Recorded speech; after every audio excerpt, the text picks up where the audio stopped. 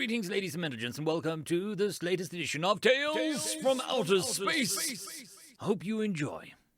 Unshakable, written by I Am the Hype TFS.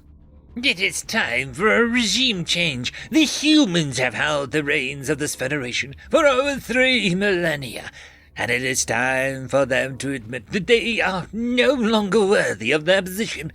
It is time for the elders to make way for the new blood. I call for a vote to replace the current speaker. The Argobi representative's voice was full of passion and righteous indignation as he spoke, his throat frills flaring out occasionally as if for emphasis.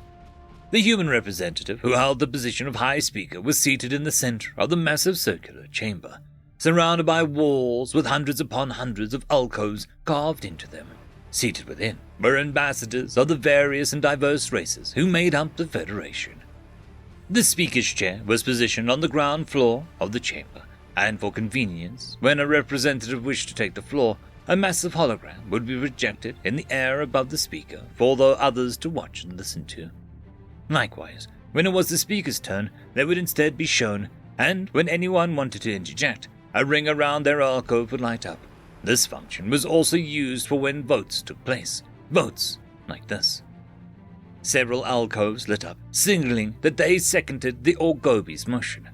Unsurprisingly, these were some of the passionate representatives' close allies, and to his credit, the speaker appeared neither angry nor concerned about the vote, simply looking up through the projected image of the Orgobi to look directly at the alien's face, the corner of his mouth raised in light amusement. Well then, it looks like we have a vote on our hands. We will take a 10-minute recess to allow some time for our esteemed colleagues to organize their thoughts and converse with others to decide where their vote will fall. While the others started private group chats between allies of their alcoves, the human simply rested his head against the back of his chair and closed his eyes. The Orgobi and his allies saw this and were already celebrating their victory. The human wasn't even trying to secure votes and seemed to have given up on even attempting to do so. The look that he'd received from the man nagged in the back of his mind, but his own ego and affirming words of his conspirators drowned out that minor concern. In reality, the human was trying to think back through the history of the Federation and remember the first instance of humanity's authority being challenged. He had obviously not been born yet, but he recalled it in his studies as a teenager that the reason championed at the time was along the lines of humanity being too immature to hold such a position. Oh, how times have changed. First they were too young, and now they were too old. To be fairly ancient race by now, having been a part of the Federation since they had less than 100 member species over 6,000 years ago. In truth, they had been in some form of control for most of that time, subtly using their ever-increasing sway to change and enact fail-safe laws and codes to prevent any species from holding the main seat of power hostage. Power corrupts, and absolute power corrupts absolutely. It was a well-known phrase amongst humans, and so while they wanted to hold the reins and prove themselves worthy to lead the Federation long into the future, they took the time to make sure that they couldn't take advantage of the system. To make sure that if the day came when they needed to be stopped, there were methods that the other races could use to do so. When they were confident in the measures they had taken, the ability for a single representative to call for the speaker's removal being one of them, they finally put forth their bid for power and graciously accepted when it was given. If for some reason humanity fell out entirely with the Federation, that would be on the other races to deal with. But at the very least the humans made sure they couldn't abuse the Federation and force the other species to play along with their games. They knew better than any how dangerous they could be and how good they were at manipulating others. Only the humans could truly contain the humans. The speaker opened his eyes after 10 minutes had elapsed, and his hologram filled the air above him. The assembly will return to order. We will now commence the vote. All in favor of removing the High Speaker from their position. The Gobi's alcove lit up first, followed immediately by several dozen others, and that was it. Forget a majority, the number of illuminated alcoves could have been tripled, and they still wouldn't have reached the halfway mark. The Gobi stood stunned, his mouth open and closed repeatedly, his frills pressed flat against his neck, unable to utter a single word. All opposed?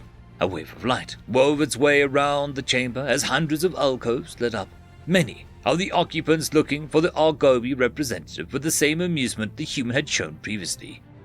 68 in favor and 473 opposed. The motion fails to pass.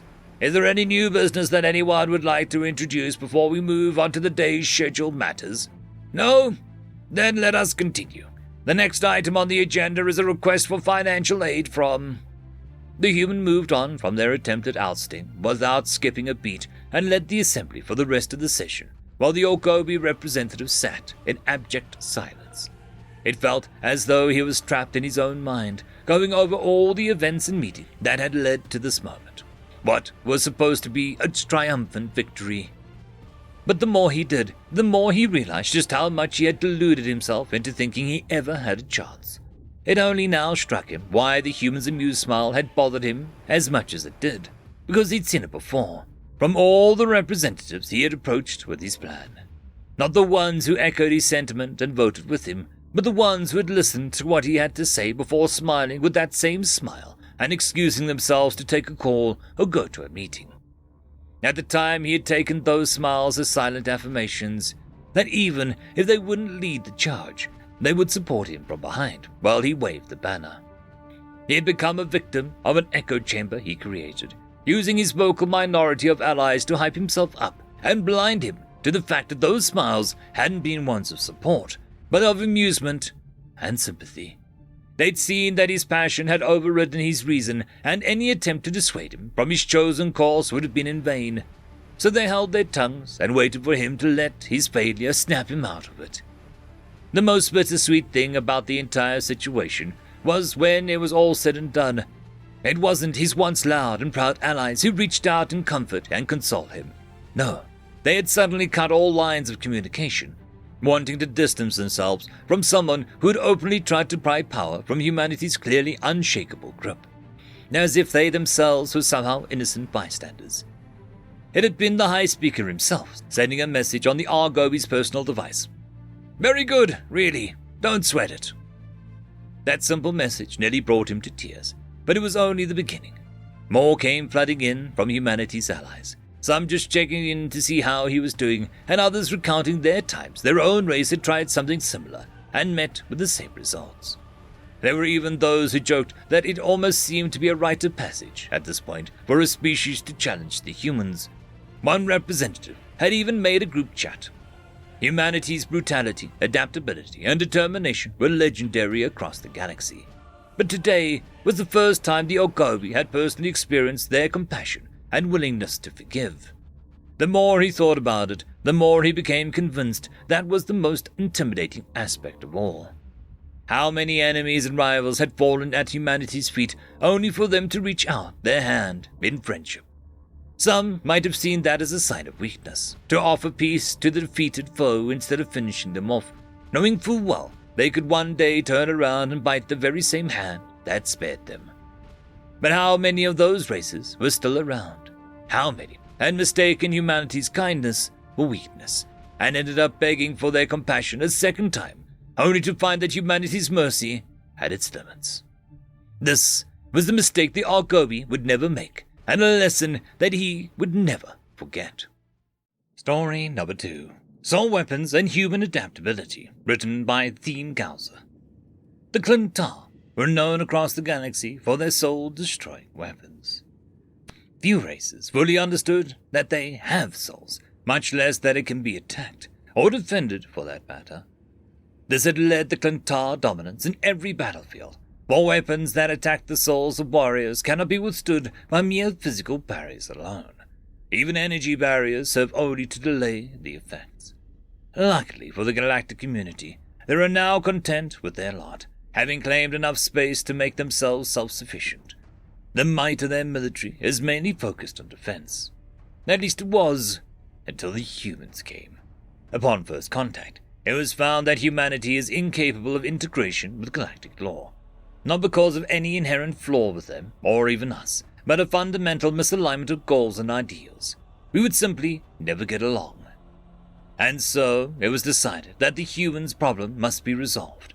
Yet their military showed remarkable flexibility and adaptability in almost every battlefield. This should have been a sign, yet we were too blind to see it. In response to the humans, we sought the Clintar for aid before we could lose ground. They accepted and sent us a single Ventitar dreadnought, equipped with the Soulbreaker armaments and escorts fleets to fight on the front line. When struck by such firepower, we discovered that the humans were not reduced to mindless husks, as we expected. Instead, the impossible happened. The humans adapted. Where the one soul wasn't enough, they grew a second. When the soul was destroyed, it came back stronger. When faced with annihilation, human souls bound together and manifested into real space, and the horrors it brought. Records are spotty from the first manifestations, but what we do have indicates that a behemoth of sheer soul power lashed out of the void and fought back.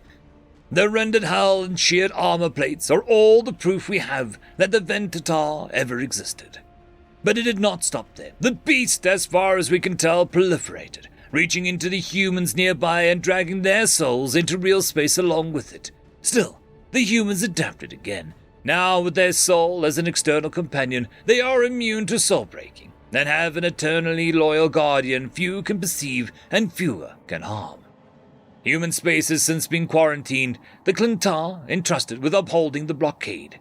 Meanwhile, the galaxy sleeps a little less easily, knowing that they are out there, and the humans hold a grudge. End of story. I would quickly like to thank the T5 channel members and Patreons. Caspar Arnholtz, Cam Maxwell, Lord Azrakal, It's Difficult to Pronounce, Dragzoon WRE, Holly's Sister, Arcadian. Thank you very much.